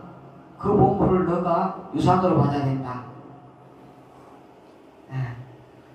너는 반드시 그러한 보물을 받아야 되니까는 그 유산을 상속 받으라고 그렇게 이제 이야기를 해요. 그러니까 이제 이 소년이 나홀라가 부처님한테 가가지고 이 유산을 말하기 전에 먼저 한 말이 자기도 모르게 아버지의 그늘은 행복합니다 하는 말을 먼저 이렇게 합니다. 그리고 나서는 이제 또 부처님을 또 따라가면서 이제 두 번째로 아버지 저에게 물려줄 유산을 주세요 이렇게 말을 합니다. 부처님은 이 말을 듣고 아무 말도 안 하고 그냥 길만 가요. 그러니까는 이제 어린 9살짜리 나홀라는 졸졸졸 따라가면서 유산을 주세요. 유산을 주세요. 엄마가 그랬거든. 반드시 받아야 된다. 유산을 너는 반드시 유산을 받아야 된다. 자, 니고르도서까지 나홀라가 따라왔습니다. 그러니까 부처님은 숲에서 사리푸타에게 이 아이가 아버지의 유산을 원하는구나. 나홀라를 3위로 받아주거라. 이렇게 합니다. 그래서 마하모굴라나가 나홀라의 머리를 깎고 가사를 입어주고 사리푸타는 보살피고 지도해줄 스승이 되어줍니다. 이렇게 해서 나홀라는 이 3위라는 이 법을 제정을 하고 나서 첫 번째 3위가 이렇게 되게 됩니다. 라울라는 당시 9살에 어머니 야소다나가 시킨 대로 부처님을 찾아가서 유산을 달라고 이렇게 하죠. 유산을 주십시오. 그러니까 부처님께서는 라울라에게 유산으로 부처님이 가진 것 중에 가장 큰 유산이 뭐 있어요? 법이잖아요. 법을 이렇게 상속을 시켰어요. 법을 준 거죠. 그리고 이제 수도다나 왕이 니구르다 숲에 왔는데 와서 보니까는 손자가 머리를 다 깎고는 막 그냥 뭐 싱글싱글하면서 가사 이렇게 입고는 사미복 입고는 막 웃으면서 이제 좋아가지고는 바로랑 물고는 할아버지한테 이제 막 자랑하는 할아버지 나에게 이거 저기 이 가사하고 이 바로하고 자랑을 하는 거예요. 수도드라마는 얼마나 기가 착했어요. 그래서 수도드라마는 이제 간절하게 청합니다. 아들 난타가 출가했을 때도 얼마나 마음이 아팠는데 또 이렇게 이 손자인 나홀라까지도 이렇게 출가를 하니까는 저의 허락 없이 출가를 하니까는 너무 가슴이 찢어집니다. 이러한 저의 아픈 마음이 다른 부모들은 겪지를 안 했으면 좋겠습니다. 그래서 청을 하는 거죠. 어린 사람들이 20살 이하의 어린 자녀들이 출가할 때는 반드시 부모님의 허락을 얻도록 이렇게 청을 합니다. 그래서 이제 그 이후로는 이 사미가 출가할 때는 반드시 부모의 허락을 얻게 이렇게 이제 됩니다. 여러분들 자녀가 출가한다면 허락하시겠어요?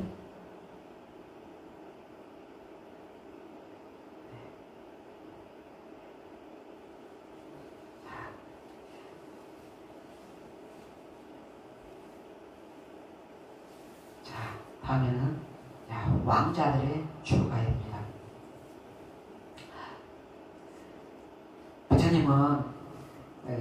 부처님이 이렇게 처음에 그 깨달음을 이루시고 니구르다 숲에 왔을 때 왕이 와가지고는 이제 그 사람들에 대해서 이렇게 이제 이 사람은 누구고 이 사람은 누구고 다 이렇게 이제 이야기를 듣습니다.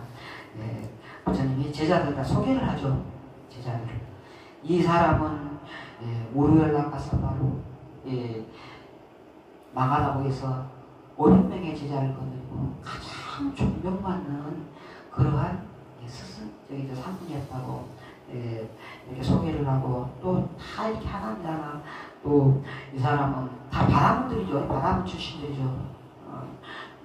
사리불조자도 사리불도 또 마하가서 또 목골련 다 소개를 해요. 다 이렇게 거기에서 다 존경받는 큰 마가다오에서 존경받는 그런 바라문들을 다 소개를 합니다. 그런 이야기를 듣고는 이제 그 수도다나 왕은 어떻게 이제 생각을 하냐면은 우리는 자랑스러운 찰질이 가문이다. 우리는 자랑스러운 찰질이 가문인데 이 찰질이 이 왕족 출신인 이 부처님한테 찰질이 제자들이 없다는 것은 말도 안 된다. 그래서 이제 집집마다 한 사람씩은 다 출가하도록 명령을 내려요. 한 사람씩 다 출가하게.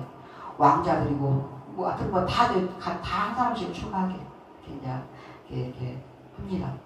그래가지고 이제 많은 사람들이 이렇게 이제 출가를 하게 되죠. 이제 부처님은 8일간 그 라울라까지 이렇게 출가를 하고 그리고 나서는 8일간의 고향 방문을 마치고 나서 부처님은 말라족이 사는 석가족 근처가 이제 말라족이거든요.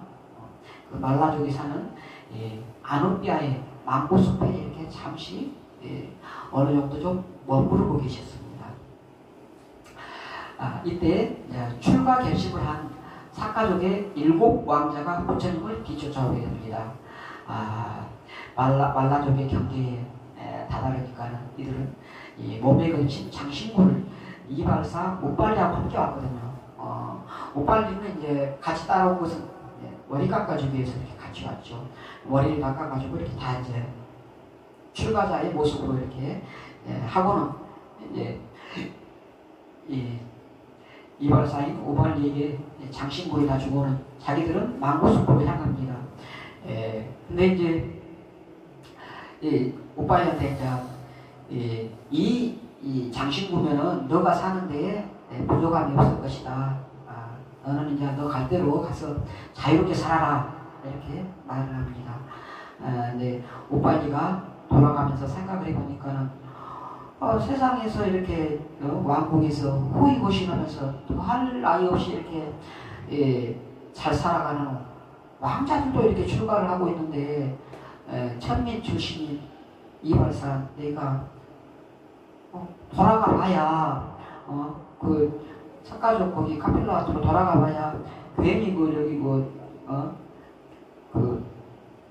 또 왕자들을 괜히 꼬드겨가지고는 꼬드겨가지고는 그렇게 했던가 하지만 왕자들을 죽여가지고는 했던가 하지만 내가 그 사람들을 출가해서 나한테 줬다는 걸 말해봐야 안 믿을 것이다. 안 믿고 나를 도리어 해칠 것이다. 그런 생각도 들고 그랬죠. 그래서 내가 더 이상 돌아간다는 것은 아무 의미가 없다 하면서 출가하기로 마음 먹죠. 그래서 자기도 이제 길을 다시 돌리고 여기 왕자들이 준 장신구는 다 이렇게 나뭇가지에다 걸어놓고는 누구든지 필요한 사람은 가져가라고 놔두고는 자기도 돌아옵니다. 그렇게 이제 가가지고는 왕자들한테 가니까 왕자들이 왜 돌아오느냐? 저도 출가하고 싶습니다. 그러니까 좋다고. 장신구들은 어떻게 했냐? 그러니까는 필요한 사람이면 누구나 가져가겠지요. 하니까 아이고 허탕하게 서로가 웃으면서 이렇게 출가하러 갑니다. 망고숲에 이렇게 일행이 와가지고 부처님께 예배를 올리고 간청을 합니다. 세 분이시여 저희도 부처님의 가르침 안에서 바른 법과 율을 닦도록 허락해 주십시오. 그리고 오빨리를 먼저 비구로 만들어 주십시오. 이제 저희가 오빨리를 만들고 존경을 하겠습니다. 우리 불교는 출가수다 순수다 그랬잖아요. 조금이라도 먼저 출가한 사람이 먼저 출가한 사람에게 이렇게 절을 해야 돼요.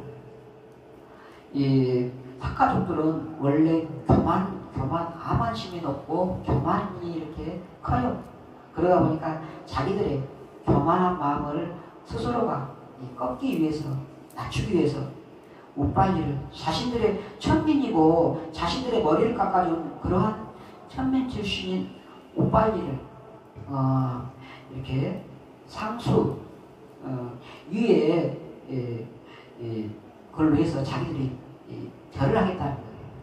얼마나 마음들이 기특한가요? 받들고 존경하겠다는 그런 이야기를 했죠. 그래서 왕자들을 부처님은 칭찬을 하고 오빨리를 먼저 출가를 시킵니다. 석가 왕자들은 자신들의 하인이었던 오빨리의 발 아래 차례차례 머리를 조아리고 나서 마침내 출가를 하게 됩니다. 부처님은 이때 이제 이런 법문을 하시죠. 나의 법은 바다와 같다. 바다는 수많은 강물을 거부하지 않고 모두 받아들이며 바다의 물맛은 언제나 하나이다. 바다는 짠맛 하나잖아요. 어디 가서는 뭐 어떤 맛 나고 어디 가서는 어떤 맛 나고 막 그런 맛이 다른 거예요. 바다는 딱 하나의 맛이 나듯이 예, 우리 승가는 예, 신분을 가리지 않고 모두 받아들이고 예, 평등하다. 그거예요. 불교는 철저하게 평등이에요. 평등. 예, 올바른 법과 유리라는 그러한 한 만만이 있을 뿐이다. 그리고 출가하는 순간에 이제 비구로서 수행자로서의 이름, 이 수많은 강의 물들이 신의 물들, 뭐 신의 물은 또 막 뭐 신의 나름대로의 물이 이름이 있고 또 강에 또 오면은 강물이 또 여러 가지 뭐 무슨 물 겐지스강 뭐 무슨 뭐 하여튼 이 물에 강마다의 물이 이 강물이 이름이 있지만은 바다에 들어오는 순간에 바다는 하나의 바닷물을 이름이 되듯이 예, 그냥 바다는 하나의 맛, 하나의 이름만 갖는다. 그렇게 말씀을 하세요. 예, 올바른 법과 유리라는 한 맛만 있을 뿐이다. 명심해라. 계를 받은 순서에 따라서 예를 다할 뿐 신분과 귀천의 차별은 우리 불교에는 없다. 예. 인연에 따라 사대가 합해져 몸이라 부르지만 이 몸은 무상하고 텅 비어서 나라고 고집할 만한 것이 없다. 진실하고 성스러운 법과 유를 따르고 절대 교만하지 말라. 이러한 법문을 부처님께서는 설하십니다. 예, 이때 온 7명의 수행자는 사가족의 수행자, 사가족의 왕자들은 아누르타, 팟디야, 대화다타, 아난다, 바구, 낌빌라, 우빠난다 이러한 7명의 사가족 왕자들입니다. 3명, 4명, 5여서 7명이죠. 여기 앞에까지 있는 사람이 이발사 우빨리예요. 이발사 우빨리 앞에 이렇게 머릿속으로 절하고 있는 거예요.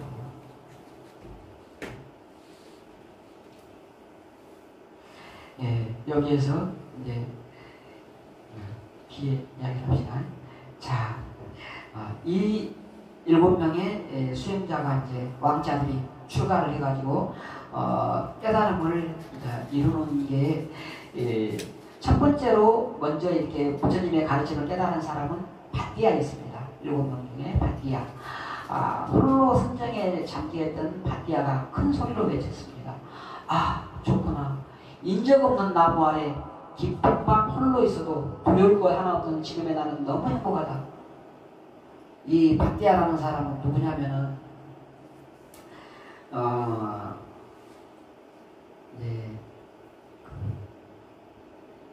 난다, 나올라, 난다. 난다가 이렇게, 난다까지도 출가를 해버렸잖아요. 그 이후에 임시로 이제 왕을 맡아가지고 이렇게 좀 했었다 그래요. 이 팟디야가. 다른 사람들이 더 이상 왕 할 사람이 없으니까.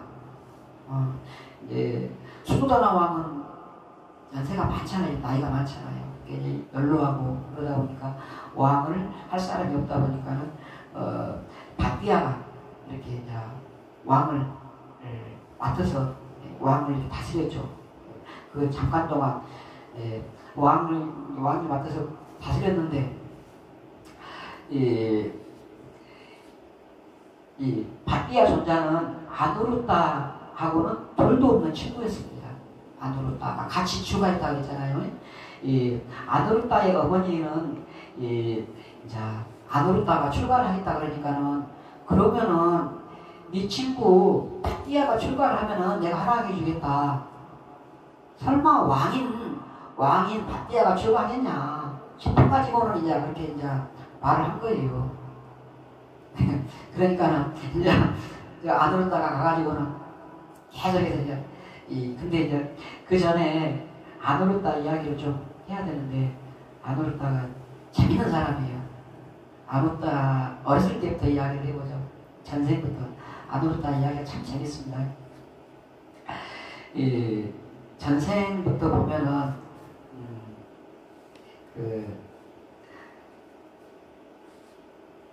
자,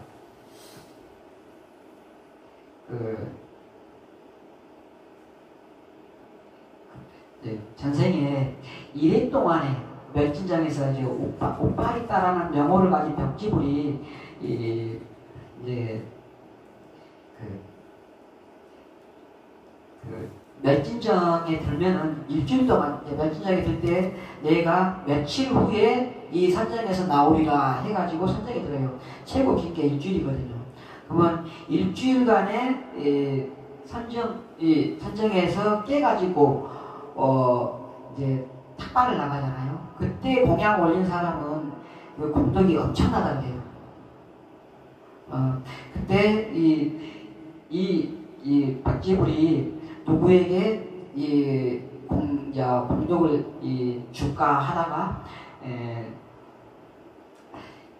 이 전생에 아누르타의 전생에 그 사람을 보게 됩니다. 그래서 이 사람에게 이제 공덕을 주기로 이렇게 해서 그 사람을 찾아가죠. 지금 여기에 이름은 없죠. 이름은 여기에. 그래서 그 사람이 이제 자기가 먹을 밥인데 원래 이 사람은 굉장히 가난한 사람이에요. 수마나라는 그 재정관의 집에서 있는 하인이었죠. 하인이고 그랬는데 집을 부처님이 오시는 걸 보고는 마침 이 공양을 받으시겠다 그러니까 너무 기쁜 거예요. 그래서 막 공양을 이렇게 올렸죠. 공양을 올리면서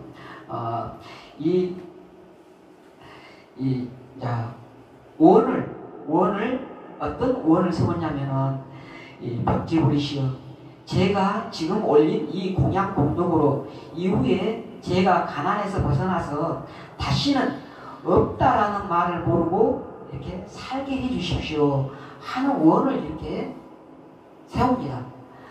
그랬을 때 벽지불이 감사 축원을 하면서 복 많이 받아라, 반드시 그와 같이 되리라, 이렇게 말씀을 했습니다. 그래서 이제 그 뒤에 이제 후에 아나루타의 이제 금생이 뒤에는 이제 아주 없다라는 말을 들을 만큼 계속해서 살아왔었어요. 그 후생으로는.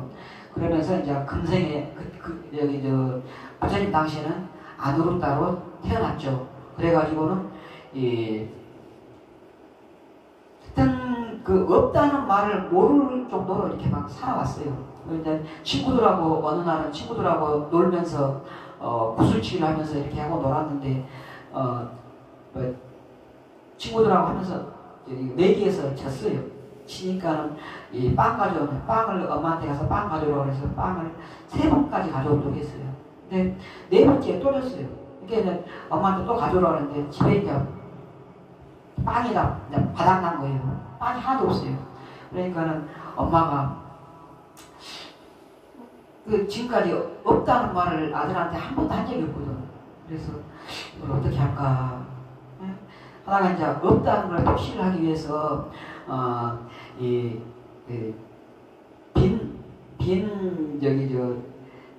황금으로 빈 접시에 빈 뚜껑을 황금 접시에 황금 뚜껑을 이렇게 해서 덮어가지고는 주면서 없다고 이렇게 했어요. 없어서 이렇게 준다. 그러시면 이제 없다는 말을 하면서 이렇게 이제 시켜서 보냈어요. 신보름에게 보내줬는데 이제 그때에 그것을 이제 신보름꾼이 가지고 가는데 그때 그 마을을 지키던 천신이 그것을 보면서 어떤 생각이 들었냐면 이 아누루타 존자가 전생에 없다라는 말을 모르게 안 듣게 이렇게 소원을 세웠는데 만약에 그 아누루타 존자가 없다는 것을 빵이 없다는 것을 알면은 내가 이곳을 지키고 있는데 내 머리가 다 이렇게 7쪽으로 날 것이다 하고 그러면서 그런 생각이 들면서 이제 그것을 내가 이제 다 도와주려는 생각을 해가지고는 자, 하늘에서 만든 그러한 이제 빵으로 이렇게 거기를 채워줘요. 그래가지고는 그 빵으로 이렇게 이제 채워진 뒤로는 이제 가지고 가는 내내 막 그냥 아주 향기로운 냄새가 진동을 해가지고는 마침내 아노르타 전자에게 그 빵이 왔죠. 그리고 이제 그 저기 저 심부름꾼은 없다고 하면서 그것을 이제 빵을 전달을 해줬어요. 없어서 이렇게 왔다고 하면서. 근데 이제 아노르타가 그걸 열고 보니까 너무 향기롭고 그냥 뭐 다시 그냥 먹으면 먹을수록 그냥 이건 우리 여기서 인간들이 먹을 수 없는 그런 거기 때문에 너무 맛있는 거예요. 그러니까 이제 나중에 이제 엄마한테 가가지고 엄마는 나를 사랑하지 않죠. 그러니까 무슨 소리냐 그러니까 없다 빵을 진작에 줬으면은 내가 저기 그럴 건데 왜 지금까지 없다 빵을 이제 숨겨놨냐고. 그러니까는 나중에는 없다 빵을 말할 때마다 없다 빵을 달라고 그러는 거야. 이제 아노르타가 없다 빵을 달라고 이렇게 아노르타가 말을 하면은 그때마다 엄마는 그 빈 그릇에다가 빈 접시만 덮어가지고 줘요. 그러면은 거기에다가 이제 천신이 딱 채워가지고 이렇게 이제 그만큼 그렇게 이제 아노르타는 살았던 사람이에요. 음식이 어디서 나오느냐 친구들끼리 3명이서 이렇게 대화를 했어요. 한 왕자는 왕자 3명이서 이제 이야기를 했죠. 한 왕자는 뭐라 그랬냐면 창고에서 음식이 나온다. 두 번째 왕자는 가마솥에서 음식이 나온다. 아노르타는 뭐라 그랬냐면 니네들은 바보다고 그것도 모르냐고. 황금 밥그릇, 황금 사발 거기서 음식이 나오는데 그것도 모르냐고. 그 정도로 세상 물정을 한 번도 모르던 사람이에요. 금 접시와 사발에서 이렇게 밥이 나온다. 이렇게 말했던 사람이에요. 그랬던 사람이 이제 그 한 집집마다 다 이렇게 한 사람씩 추가하도록 하니까는 형은 아노르타의 형은 마하나마예요. 마하나마가 내가 출가를 할 것이냐, 이 동생이 출가할 것이냐 생각을 했을 때 이제 동생한테 물어봐요.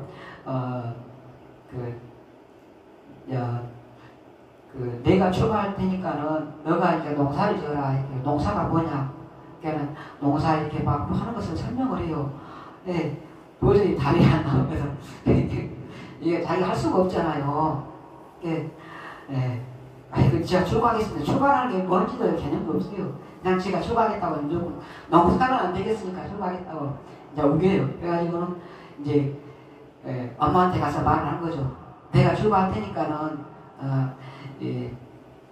출가하겠다고 엄마한테 이제 이야기하죠. 엄마가 그러면은 친구 바띠아가 출가를 하면은 허락하겠다 이렇게 해요. 그러니까 이제 바띠아를 가서 이제 막 바띠아가 왕이에요. 그때 이제 왕한테 출가하자고 졸라요. 바띠아가 그러면은 7년만 있다가 출가하자. 나 못 기다린다고. 그러면 7일만 있다가 이렇게 하자고. 근데도 7일도 다 못 기다리고는 이제 얼른 가자고 막 졸라가지고는 출가를 이렇게 이제 하게 됩니다. 바띠아를 설득을 해서 이렇게 함께 출가를 했죠.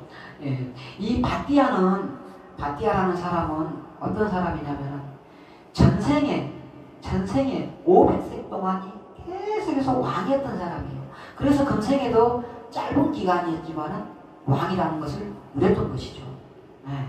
그래서 부처님은 이 바띠아를 고귀한 가문 출신의 사람들 중에서 가장 으뜸으로 이렇게 왕만 500세가 됐던 사람이에요. 이렇게 했던 사람이죠. 그랬죠.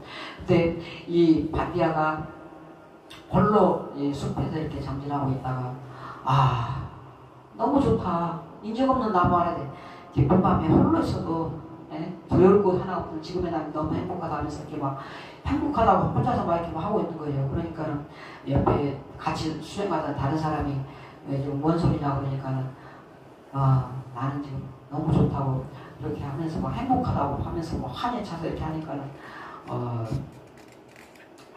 이제 부처님께 이렇게 이제 이야기를 해요.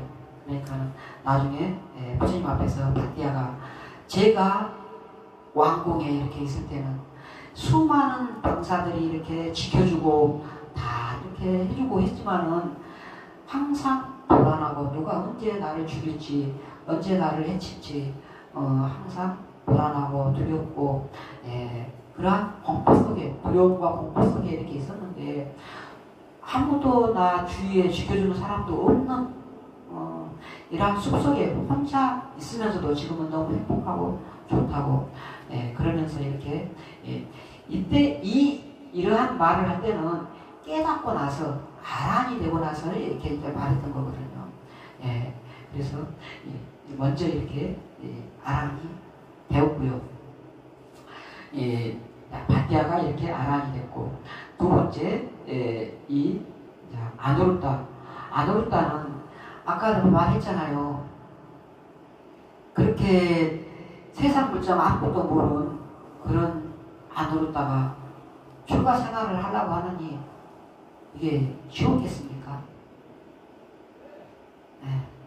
도대체 정말 너무 힘들죠. 불결하고 고단한 일상이 연속이었죠. 모든 일에 태만하고 법문을 듣는 자리에서 졸기까지 하고 그랬죠. 이런 아누르타를 부처님은 대중이 모인 자리에서 호되게 꾸짖었어요. 부처님이 법문을 하고 있는데 어떻게 졸고 있냐고. 이것은 다 방편이에요. 너무 아누르타는 너무 이렇게 무엇 것이 없이 그렇게 살아왔기 때문에 하나의 충격 요법이 좀 필요했던 것이죠. 그래서 대중이 모인 자리에서 이렇게 호되게 꾸짖었죠. 그러니까 정신이 이제 바짝 든 거예요. 아누르타가. 그래가지고는 이제 깨닫기 전에는 눈을 안 감겠다. 잠을 안 자겠다. 원을 세워버렸어요. 그래가지고는 이제 밤낮으로 귀하당차하고 수행만 해요. 나중에는 이제 눈이 점점 이제 눈이 아파하고 따끔따끔하고 아파하고 막 이 의사가 와가지고 자야 된다고 했는데도 안 자요. 눈을 안 감아요. 사람이 오기가 생기면 이렇게 해야 되는 거예요. 그렇게 해가지고는 마침내 눈을 멀게 됩니다. 눈이 멀어져요. 눈이 멀어지지만은 이 아누르타는 천안통을 얻어가지고는 세상 사람들이 보지 못하는 것을 보는 천안의 눈을 얻고 열반의 기쁨을 누리게 됩니다. 그래서 이제 처음에는 천안을 얻고 천안을 얻은 상태에서 나는 이렇게 어떤 이야기를 이렇게 해요. 그러니까는 그것에서 만족을 하지 말고 더 앞으로 나아가야 된다고 공부를 또 해가지고 마침내 아누르타 존자가 이제 아라한까지 이렇게 되게 됩니다. 이 아누르타 존자가 어느 날 눈이 안 보이잖아요. 바늘을 끼워가지고 이렇게 옷을 꼬매야 되는데 스님들은 다 자기 가사를 자기가 직접 꼬매가지고 이렇게 있거든요. 가사를 꼬매야 되는데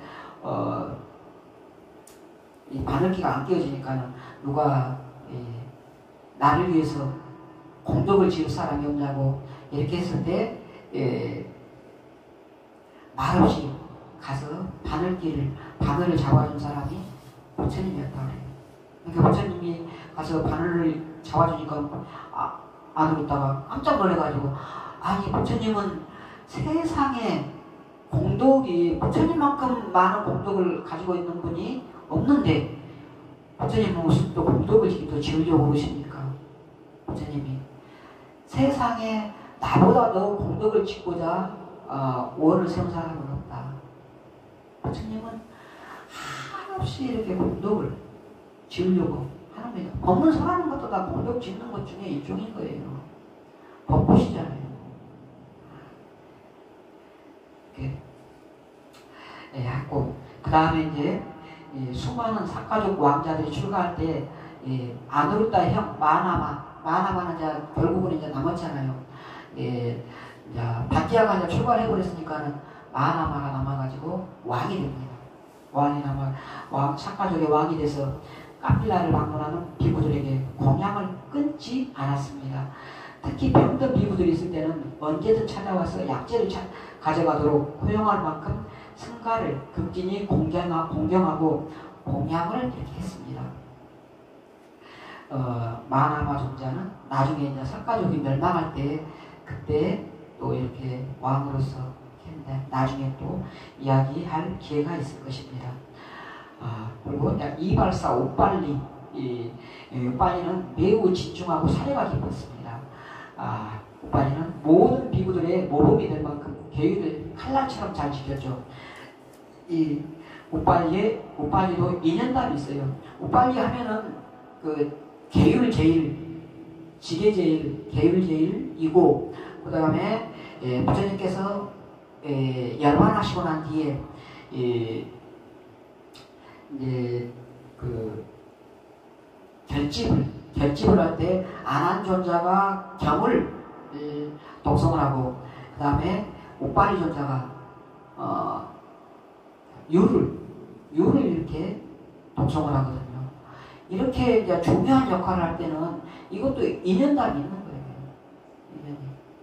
그냥 우리 불교는 절대로 원인 없이 이렇게 일어나는 것은 없다. 우리 불교에서 항상 그걸 이야기를 합니다. 여러분들은 항상 좋은 원인들을, 좋은 원을 세우고 좋은 원인을 지으려고 항상 노력을 해야 돼요. 옥발리는 과거세에도 이발사의 아들로 태어났습니다. 그러면서 홀로 수행하며 깨달음을 얻은 성자 벽지불에 손톱과 발톱, 머리카락과 수염을 깎는 그러한 공양을 할 기회를 얻게 됩니다. 그러면서 이 벽지불에게 이러한 이발 공양을 올리면서 원을 세웠어요. 어떠한 원이냐? 원하건대 나는 미래세에 이런 벽지불 존자나 혹은 더 나은 분, 부처님을 만나고, 벽지불도 부처님이에요. 벽지불도 부처님.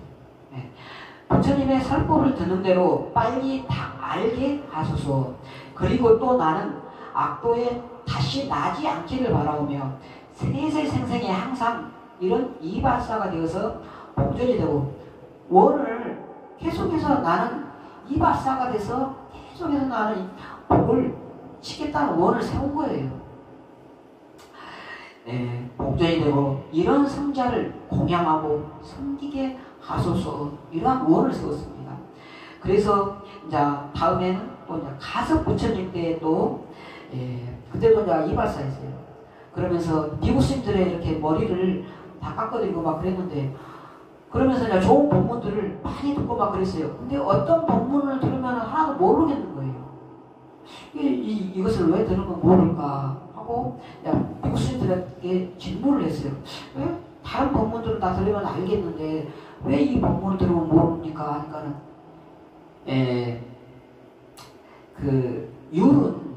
계율은 미국 스님들만의 거기 때문에 제가자들한테는 공개가 되지 않은 거라서 아무리 들어도 알 수가 없다. 그래서 그렇다고 이렇게 말을 해요. 그러니까 전생에 그때 이름이 여기서는 좀 안 나왔죠. 그 전생에 옥발리 존자의 그 전생에 그 이발사가 그러면 이제 나도 출가하겠다고, 그래서 이제 스님이 됩니다.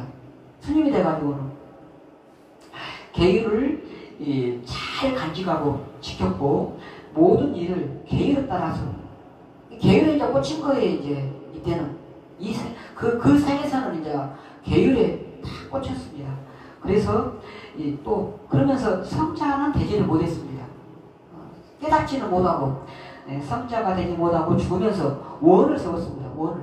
어떠한 원을 세웠냐?